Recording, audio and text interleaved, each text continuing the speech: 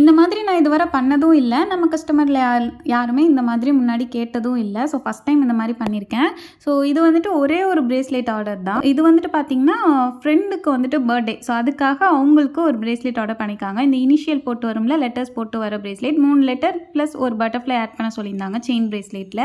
So இது வந்து டைரக்ட்டா அவங்க ஃப்ரெண்டுக்கே கொரியர் பண்ண சொல்லிட்டாங்க அவங்களோட அட்ரஸ் குடுத்து. ஸோ இதில வந்துட்டு ஆர்டர் பண்ணிட்டாங்க. ஆர்டர் பண்ணிட்டு அதுக்கப்புறம் என்ன சொன்னாங்கன்னா, அக்கா ஒரே ஒரு ஹெல்ப் மட்டும் பண்ண முடியுமான்னு கேட்டாங்க. என்னன்னா அவங்க ஃப்ரெண்டுக்கு பர்த்டேல ஸோ அவங்க சொல்ற ஒரு சின்ன கார்டில் வந்துட்டு அவங்க சொன்னதை வந்து எழுதி கொடுக்க முடியுமாங்கிற மாதிரி கேட்டாங்க. ஒரு சின்ன விஷயம் தானே, ஓகேம்மா பண்ணலாம் அப்படின்னு சொல்லிட்டேன்.